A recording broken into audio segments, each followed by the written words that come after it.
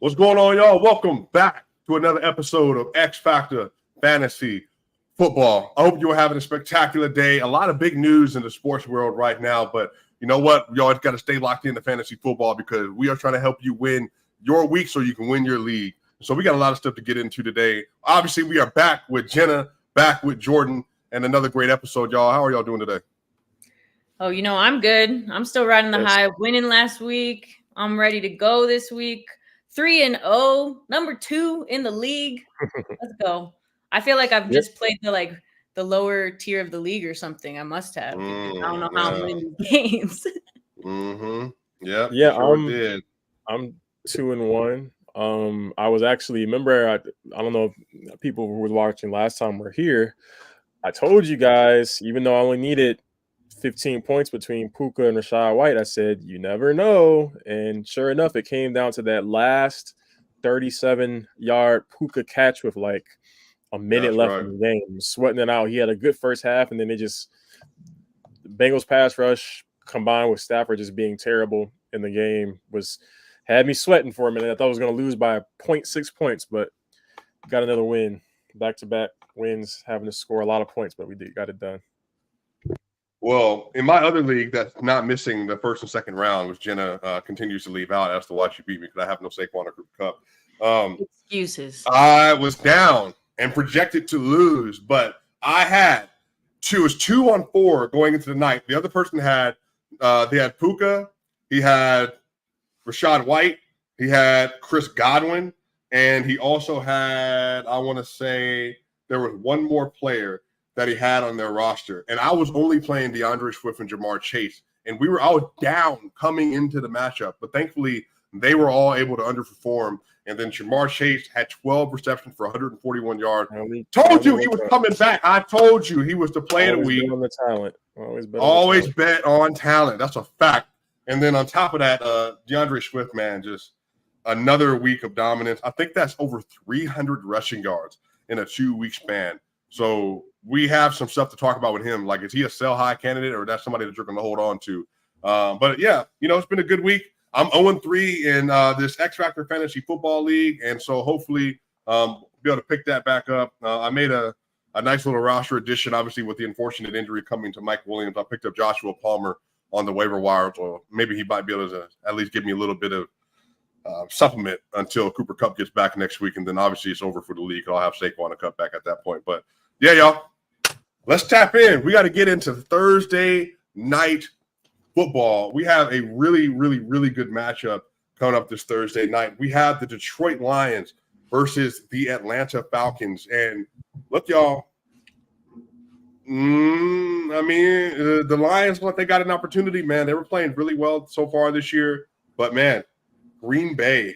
Sorry, we got the Detroit Lions versus the Green Bay Packers. So we smacked up on right. Smacked up on them already, Dirty Birds. Yeah, you already did. So it's Detroit versus Green Bay. So you got Jordan Love. Aaron Jones is reportedly working out again, and Christian Watson might be on track to play this week. And then obviously you got A.J. Dillon and Romeo Doubs as well. Y'all, who are some players on the Packers that you'll feel comfortable playing in this matchup on Thursday Night Football versus the Lions?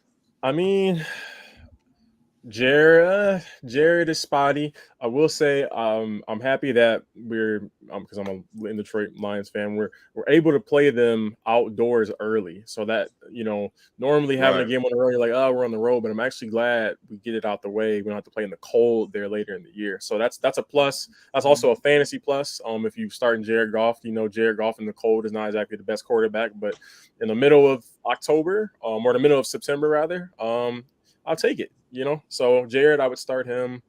I would start obviously Amon-Ra. I'm starting Jameer. The wide receiver Laporta as well. What'd you say, Swiper? David Montgomery. He is spotty. Where is he sitting at? It's spotty for tomorrow. It's like day-to-day. Questionable for Thursday. Yeah, it's very much questionable. It's trending in the right direction, but it's very much questionable. We're just what are we for? After this week, are we 4 weeks away from Jameson coming back or 6 weeks? 3. Wait, no, 2. Was it 2 weeks. It was a 6-game suspension? Yep. Oh, that's right. 2 weeks. 2 weeks after this week. So yeah, that's something to look forward to. And that actually leads me into my next point. Laporta, obviously, at this point you start him. Right. But if you have him. Massive game. But I was gonna say the wide receiver 2 situation in Detroit is the one that's spotty. You would have thought through the first couple weeks you were gonna start Reynolds because he was, coming on strong. But last week, who was it that ended up being the guy getting a lot of the targets? As the second receiver? Raymond? Yes, Khalif Raymond. Yep. Former Bronco. Yep. Khalif Raymond. So a lot of people went and picked up Josh Reynolds thinking, oh, he's the clear number 2 target while Jameson is out. 0 catches, 0 targets last week. I know this because 1, I watched the team. 2, my brother covered the team. And 3, I had him in a parlay that failed only on that one leg. So Josh Reynolds, I don't know if he's as reliable as you would have thought. That receiver 2 situation in Detroit is kind of spotty. I don't know if there's anybody that's reliable on their side. I would be willing to start, but those guys on the Detroit side, I'll leave you guys to cover the Green Bay side to start. I know. I was like, didn't Swiper just say who we starting from Green Bay and Jordan went? Nah, you can have it. I'm Detroit. We need to get this win, bro. Division. No, for sure. On the Packers, I feel like the Lions definitely I think they get this win. I just feel like they have a better defense overall, better offense. You got the Packers for me, I thought they looked pretty weak, especially on the run defense. So I kind of like their tight end for the Packers, Luke Musgrave. If I'm gonna play anyone on that team, that's the one guy I can kind of like figure out who I'm gonna start. The Lions secondary is only 23rd this year so far, so maybe he gets a couple of short dishes and he can still run the ball against them, but he's not projected more than Laporta or anything like that. But I just don't trust any of their other receivers for Green Bay right now. So that was the only guy that I would start for them. What about you, Swipa? Yeah, I mean, look, if Christian Watson's back, you're obviously playing Christian Watson. I like Romeo Doubs. Romeo Doubs, 2 of the last 3 weeks, has really been taking advantage of a lot of his opportunities. I think that's obviously another I wouldn't say must start. Romeo Doubs is in a place where he's a good flex option, especially consider the fact that Jenna just so accurately and astutely pointed out that the Detroit secondary is not hot garbage, but it's close to a little stinky, So I think if you're looking for a nice receiving flex option, I think Romeo Doubs would be a great pickup. I think if Aaron Jones is back, obviously you're playing him. You know what's funny, y'all? I picked up Jordan Love in I think maybe both of the leagues that I'm playing in right now. Listen to this: Jordan Love, week 1, 23 PPR points. Jordan Love, week 2, 20 PPR points. Last week, 24.26 PPR points. And so far on the year, Jordan Love is sitting at, I think he's QB3 so far this season. He's throwing touchdowns. Right. And so he's not throwing a lot of yards, he's throwing touchdowns though. Right. And so I think if you're looking at a quarterback situation and if you're an unfortunate person like me, we're dealing with the Joe Burrow calf injury. And Justin Fields is clearly regressed so far this year. I think Jordan Love is a start opportunity over both of those players. And I guess let me ask you both, Jenna and Jordan, how comfortable would you feel, at least based on what you've seen the first 3 weeks? Do you think Jordan Love could finish the year as a QB1, which for people that might not be familiar with that, it's one of the top 12 quarterbacks in fantasy? I think not quite QB1. I think he's stream worthy. I think he's an emergency option if you're stacked everywhere else, but QB1 is tough. I think there's enough guys that I would take above him, for sure.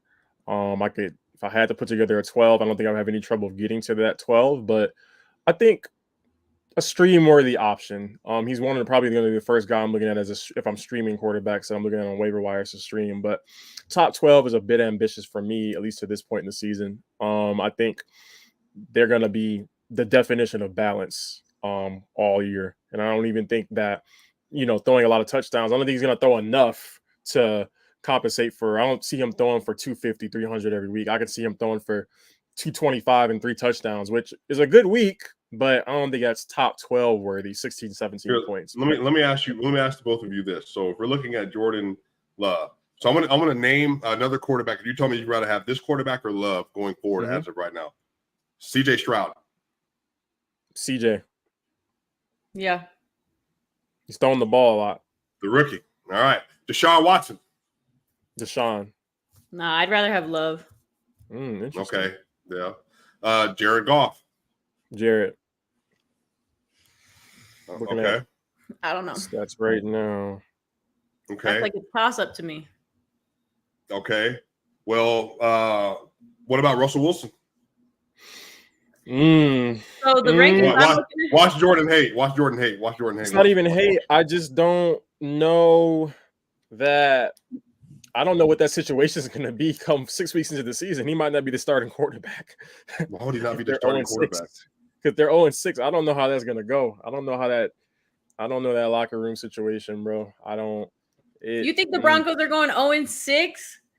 I hope they do. I don't know. I don't have their schedule pulled up. I'm just saying, not 0-6 is. I don't know what week into the season would be, but if they suck, I don't know how long they just stick with Russ. Yeah, they have the Bears, the Jets, the Chiefs, the Packers, the Chiefs, and then a bye. They're playing the Bears this week, and I feel like it's a great opportunity for them to try to get a win here against the Bears. 1-5. A win to get what though, Jenna? What should they win? What should they win a game for? What's that going to do? I mean, I guess if you're just like immediately let's go tank, then let's go tank. But it would bring a lot of positivity to the team, which right now just lost by 50 points. I don't know if you remember that, Swiper. Remember that?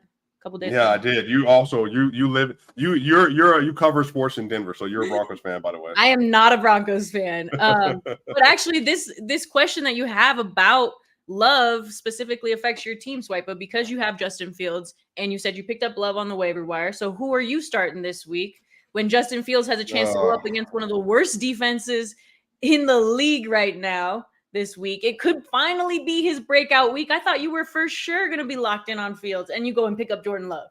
Well, I just needed somebody to have as a replacement. This is what I'll say. This is my last week of Justin Fields. I think if Justin Fields doesn't get it done, then he is going to the bench. And I'm also, as soon as I have an opportunity, I think if he spikes, I'm probably going to trade him. I just can't trust him right now. But again, he also was not great the first 4 weeks last year. I want to remind people of this. After week 4, he was basically QB1 the rest of the year. So don't completely lose hope. But I will say this. The Broncos are hot trash. They can't stop the run. If you're throwing at anybody but Patrick Surtain and Justin Simmons, it's a touchdown. So start Mooney. Start DJ Moore. Start Khalil Herbert. Start everybody on your roster because they might score 70 points. No, that's not hyperbole because somebody just did it. I will say this, though. On Justin, even if he does get hot, what good is it if your team is 0-6? If your fantasy team is 0-6 and you waited all these weeks for him to start getting rolling, and your season's already over by the time you do it. So, yeah, I feel like you're addressing me personally, and I would like to say my team is 0-3 because of 2 players missing. It's not because of Justin Fields. All right, he also hasn't been good. No, he's not. But Cooper Kupp isn't helping, man. Anyway, I'm not getting into this again with y'all. I refuse. All right. So who are we saying definitively that we're starting from the Packers on Thursday Night Football? From the Packers, Luke Musgrove. I mean, who drafted him, and then he probably didn't pick up anybody else to tight end. Yeah, I don't know. I don't really like any of their other options, really. Well, I'm definitely starting AJ to go or no? Yeah, I think AJ to go for sure. Versus the Lions, yeah, absolutely. Our run defense versus Bajan. You saw it though. You did see it. I watch every Lions game because I have to watch somebody score offense well. So yeah, for sure. I'm still probably playing AJ Dillon. Definitely playing Romeo Dobbs. Would you trust Christian Watson back in his first week back from injury?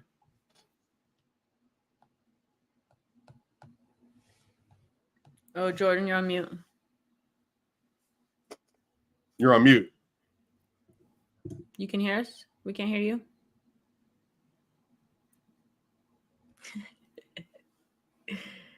Jenna, would you want to play Christian Watson if he is available tomorrow? So he's giving us his first week back. I feel like yes, you probably play him. Like, why not? You got to see what he's got. He's projected at 12 and a half-ish points. So it's like, you got to think he's going to get some targets. They probably want to see what they have with him anyways. So why not? But can you hear me now? Yes, we can. Okay, I don't know what's going on. Sorry about that, everyone. But yes, I'm starting him because I feel like most people drafted him expecting a breakout year. And if you drafted him, you probably drafted him as your 2, or your wide receiver 2.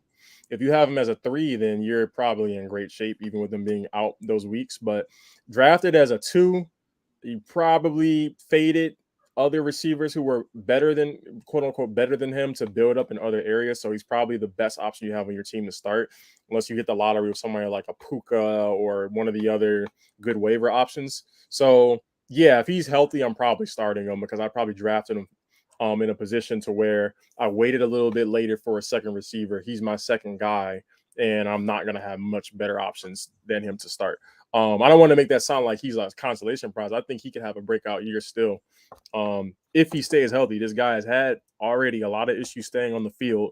He left games for me. I know he was in playoff games for me last year, fantasy-wise, and he left early in the middle of the game. So he has trouble staying healthy. But if he's on the field, I'm putting him out there. Love that. Yeah, so I'm definitely playing Christian probably if he's available. Y'all look into the next subject. We're going to have who would you start? So Jenna Garcia, the great Jenna Garcia, came up with this lovely subject this last week. And basically comparing, as we're looking through the rosters and looking through the matchups for this weekend, who would you rather start? A form of who would you rather in fantasy football edition. And as you evaluate, Jenna, some of these matchups, are there any position? You can start from quarterback, running back, receiver, tight end, wherever. Any player that you're looking at that you would rather start or over another, or a matchup you're looking at to take advantage of? See, I didn't realize that was the game we were playing, so I was just picking like guys that I would definitely start if I had them on my team. That's fine. You can play that as well. You can do that as well. One guy I was thinking I would definitely start is Rashawn Johnson this weekend, running back against going up against the Broncos. He had a really good first week against Green Bay, also kind of similar level of defense that the Broncos are bringing to the game. So I would definitely start him, but I will think of another one while y'all do yours. All right. Well, I can tell you this right now, that if you were blessed enough where somebody didn't rob you in your draft, which I was robbed in my draft, because I told this guy, and I did it on this air, and I told that person right there with the hat on that Nico Collins was my player of the year. You can find late in the draft. If you have Nico Collins or Tank Dell, and you haven't, and you could start both of those players versus the Steelers, I'm starting both of them. Both of them. I think Tank Dell is going to be a dog. I think Nico Collins is going to be a dog. So and they're throwing the ball enough there's enough for both of them. Damien's not quite. It's a gift and a curse because it's kind of coming at the expense, or maybe even because Damien hasn't really been what we've been expecting him to be. Right. So, but they're throwing the ball a lot. I mean, I think Stroud is up there in terms of history as far as he is. Completions by a rookie in his first however many starts, 3 starts. So CJ Stroud so far has a 64.5% completion percentage, 906 yards, and 4 TDs through 3 games. He hasn't just been good by rookie standards. He's just been flat out good, not just by rookie standards. He's just been a good quarterback, and he does 0 picks. He doesn't look like a rookie. So that's another guy. Wait, hold on. Listen to this. Reception and reception yards. Nico Collins, 15 for 260, 1 TD. Tank Dell, 15 for 251 and 2 TDs. Yeah, they're both on pace for 1,000 yards. Yep, Tank's gonna have some big games. But yeah, Nico, good call on Nico for sure. But yeah, we'll as the weeks go on, we'll talk more and more about those Texans. I think they're gonna have a pretty good offense, actually. By the way, let me ask y'all this: are you still starting Najee Harris, or are you rolling with TJ Warren? If I have one of them, I know what you, Jalen. Yeah, if I have one of them, starting Najee, but preferably neither. So you wouldn't even flex where Warren is right now? Nah, they don't use him. Like, he's not getting enough. I feel like a lot of the ways that they're going to score their points are more the deep ball, or I don't see a lot of rushing touchdowns coming from that team. Put it to you that way. They don't have a lot of that. He's had 6 targets, and 4 targets in receiving through the first few weeks. And he had 8 rushing attempts last week. So he's been a third down back, so he's not getting a lot of volume. But you know what? He just looks flat out better than Najee Harris does so far. So maybe as the year goes on, that's another player that turns around. Jenna, do you have a player or anybody in mind? I was just going to say, like, even though he got 8 touches, he only went for 29, yards, you know? So it's not really – I feel the same way about Derrick Henry right now. He's getting all these carries, and he's doing nothing with the ball. Okay, well, trade him to me then, Jenna, because you obviously don't love him. And he's going to have a bad week versus the Bengals, by the way. You think? Yes, absolutely. That Bengals defense is about to go off. Yeah, they're really good. They were giving Stafford hell. They were giving Stafford so much trouble. It was actually kind of hard to watch eventually. Yeah, that's why I was sweating, like I said, watching Puka just be. And I was so glad that Puka and Kyron didn't go off that game. Oh, goodness gracious. Here, we have a question. We have a couple questions, by the way, y'all. So the first one from Trey, redraft, full PPR, Christian Watson, if healthy, versus Detroit, Hollywood Brown versus San Francisco, or Jerome Ford versus Baltimore. I think Barkley will be limited Monday night at best. So it sounds like he's asking, who would you rather start between these players? Christian Watson for sure. Jerome played. He had a passing touchdown last week. That's what I was saying. He had a passing touchdown last week, but he wasn't very efficient. I'm weary about what the split will be. I want more data on that. As far as what the split will be between him and Kareem before I'm comfortable starting him over a guy who I know and Christian is definitely starting. Like he's their best receiver, the best receiver on the team. And in Hollywood, I mean, they're going against the 49ers, basically. Yeah. Did they? Well, who did they just? The 49ers. They just I mean, Puka was able to get off versus the Rams. By the way, hold on. Let's put some respect on the Cardinals name. They just dog walked the Dallas Cowboys, who everybody was telling me was the top 2 teams. Yes. But Marquise Brown had a really good game versus the Cowboys. He did. And if there's any quote-unquote weakness in the 49ers defense, it would be the secondary. But I think it has a lot to do with Puka's a bigger, more physical receiver that they were using over the middle a lot. I don't know. Marquise Brown this last weekend had it looks like he had 5 receptions for a TD and 61 yards. So, again, not a lot of volume. Yeah. So, I would definitely do Christian Watson, though, if I had a choice between those 3. Yeah. Hollywood, I think he could very well get double-digit points, but I don't see him having a huge game. Whereas Christian, I mean, I could see him catching a long touchdown just because our secondary played well last week, but that's what I was going to say. Don't make me talk about the Detroit secondary again. You still are licking your chops when you see him. Although, shout out Ryan Branch, he is a dog. For sure. All right, we got another question, y'all. We have a trade offer. It looks like Mr. Grapefruit. I got a trade offer for my Gabriel Davis, Christian Watson, and Devon. By the way, Devon apparently came out and said he doesn't want it to be pronounced A-Chain. It's A-Chain. Apparently, the way he wants to be pronounced. So, Devon A-Chain. For his Stephon Diggs, I would have Pollard, Etienne, Ramondre Stevenson, Samaje Perine at running back, Devonta Smith, Elijah Moore, and Deontay Johnson. So, basically, Gabe Davis, Christian Watson, and H.N. for Stephon Diggs. Oh, yeah. Who do you have at quarterback, Mr. Grapefruit? Yeah, Etienne used to have Devonta. I'm doing it. Let me ask you this question. Is there any downside, Jenna and Jordan? Do you think that with the way H.N. is continuing to rise in the Miami offense and Christian Watson's potential upside, do you feel like there's a potential for him to lose that trade even with getting Stephon Diggs? Can you put the trade back up? I don't know if it's sorry. He has Dak and Justin Fields at quarterback, by the way. So yeah, you're fine at quarterback. Fine-ish at quarterback. Potential to lose that trade, yes. Diggs does have a propensity to have a game or two just randomly where it's like, where the hell is he? And that could come in a big spot. Happened to me last year. But Gabe is hit or miss. Christian has health concerns, and Devon had the big week. I mean, huge week last week. But Raheem Mostert is there right now. Jeff Wilson will be back.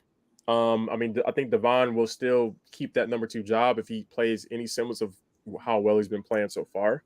But I just don't know where the touchdowns are going to be week to week from that team. So I like volume.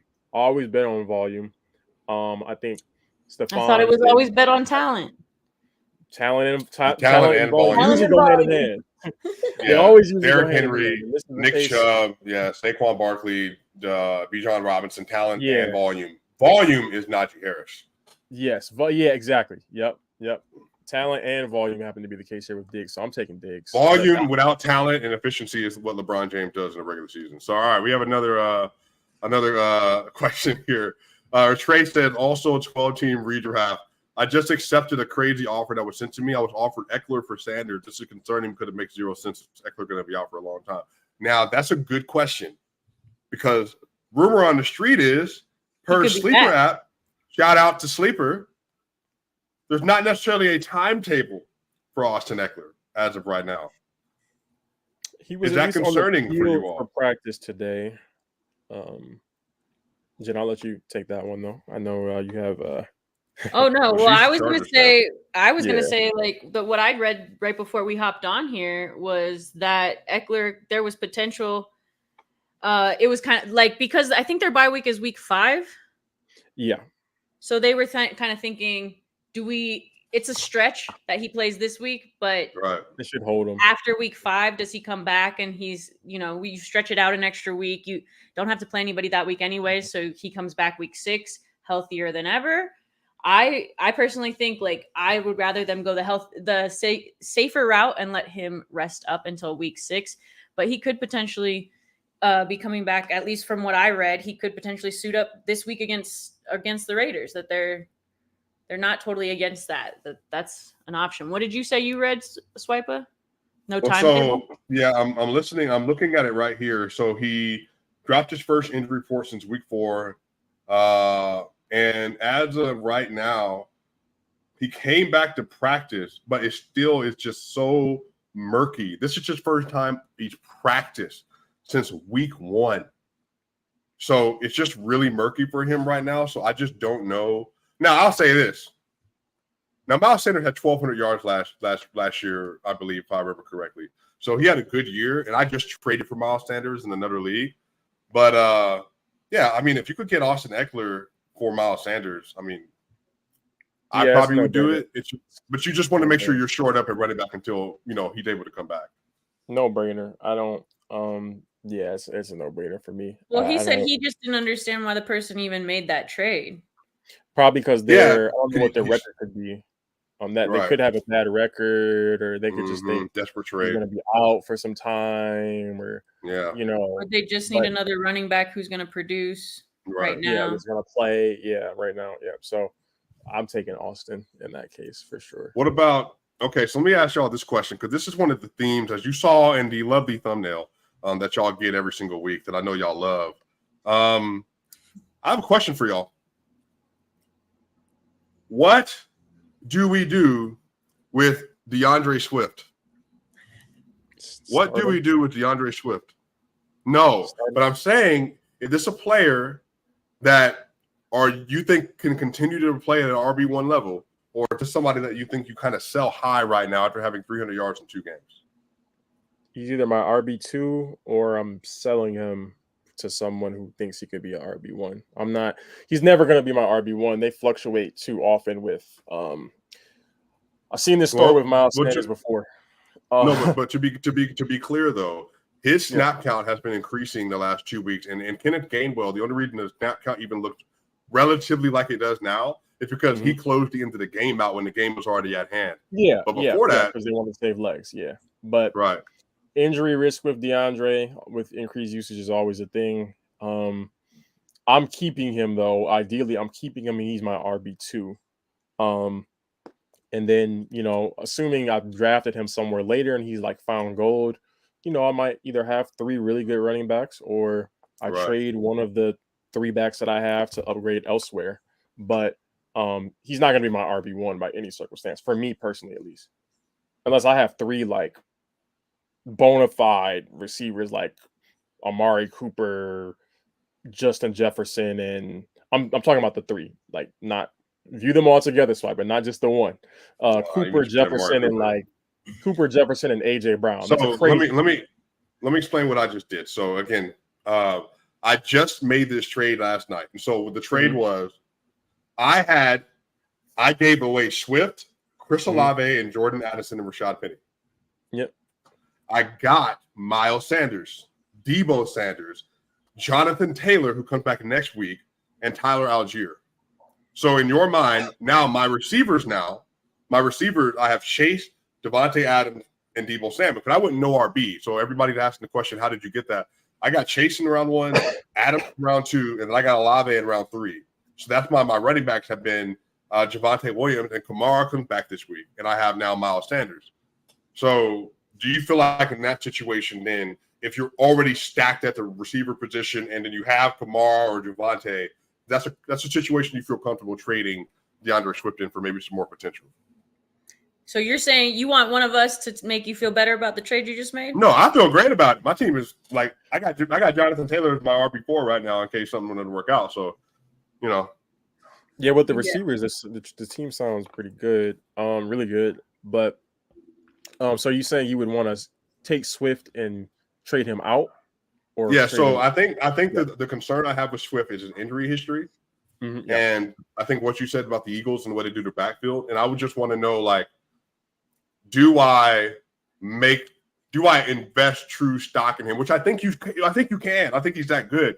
But I think for some of us that have played fantasy football for a little longer, I think there's reasons why we're a little reticent to hold on to Swift. I think you could almost go get somebody like a Josh Jacobs and a piece for DeAndre Swift.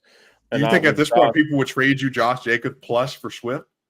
Maybe not plus, but straight up. I think some people would definitely do that. I think for sure. Just depends on the manager, but I think you could get people to do that for sure. And maybe a bench piece as well. Not a crazy piece attached, but like a piece that's on your bench that could be useful to either flip again or to have in case of like an injury or something. But that's the type of trade I'd be looking where Jacobs is clearly the guy. Volume is always going to be there. Swift is going to be up and down. You already have enough guys who are home run hitters on your team. You just need some consistent volume to even things out. And that's the type of trade I'll be looking to make.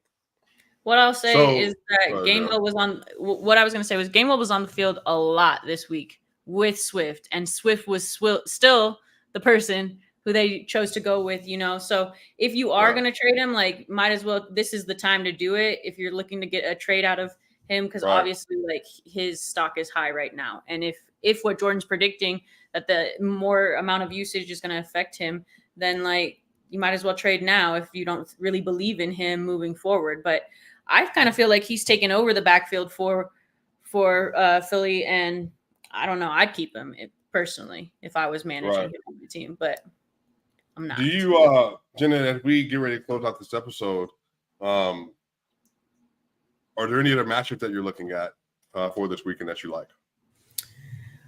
I really like that Chargers-Raiders matchup.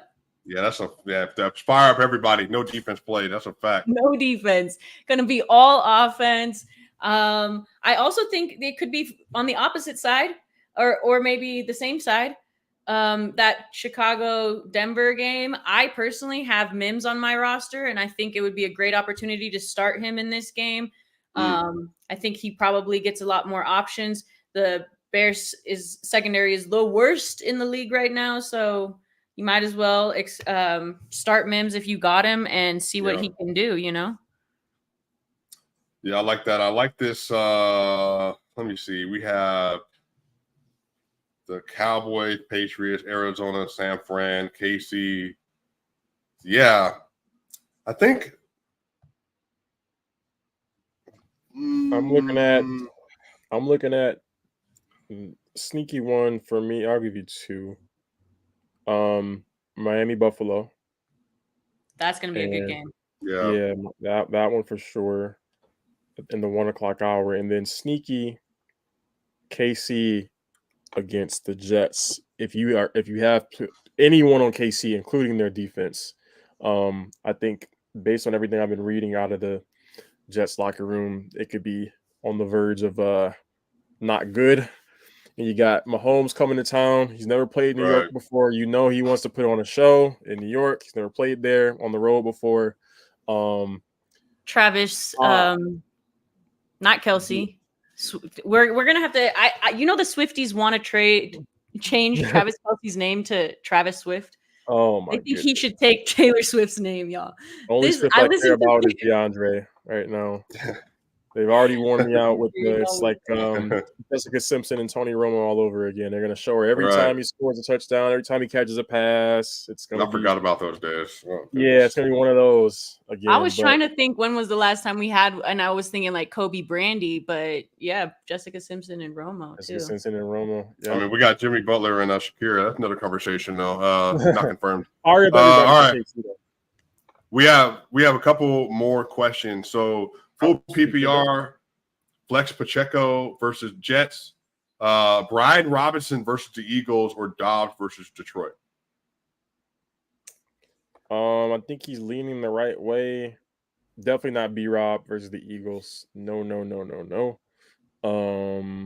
Yeah, it's either Pacheco or Dobbs. I'm gonna say I might be leaning Dobbs because of the score's gonna be a little higher in that game. Yeah, I think I would lean Dobbs, but I think Pacheco. Again, I think they're gonna blow them out. So I think you never know who's gonna score for KC. But yeah. Okay. All right, last one. Should I start Ramondre Stevenson or James Cook? Oof. Who is Stevenson playing again? I might. The Patriots play the Patriots play the Cowboys, but they just got ran over. So I'm probably, because their run defense isn't great, man. That's tough. I probably will start James Cook, man. He's been running really well and really efficiently, so I probably will lean James Cook there. Going up against Miami, though. I mean, I'm not really afraid of their defense. At least their defense. Their offense. Yeah, I mean, Cook had a lot of. I had 15 attempts, 98 yards rushing last week. So, which went down from his week before that. So maybe. I don't know what I don't even. This is the first time I've ever even considered the Dolphins being able to beat Buffalo in the last 3 years. You know. So I'm just more trying to wrap my head around how the Dolphins are underdogs. Where's that game played? Good. It's in Buffalo. In Buffalo. Yeah. Again, that's another team that's benefiting of not having to go to Buffalo in the cold. They get to get it out the way early in the season in the warm weather. So, Tua managers and Miami managers, or people who have teams that have players from Miami from their fantasy teams, should be rejoicing at that fact that they get to get this game out the way when it's still warm outside in Buffalo. Right. I would lean James Cook as well, though. Well, y'all, that's going to do it for X Factor Fantasy Football. If you have a Denver Broncos defense, don't play them. If you have Justin Fields, play him. And let's all hope the Broncos they tank the season out and get Caleb Williams, y'all. But shout out to y'all, X Factor Fantasy Football. We will be back next Monday at 6 p.m. Eastern, 4 p.m. Mountain Standard Time, and we'll be back again on Wednesday. Jenna will not be with us that episode as she is traveling around the world because I don't know if y'all know this, Jenna's kind of famous. But y'all, we'll catch y'all on the other side. See y'all soon. We out.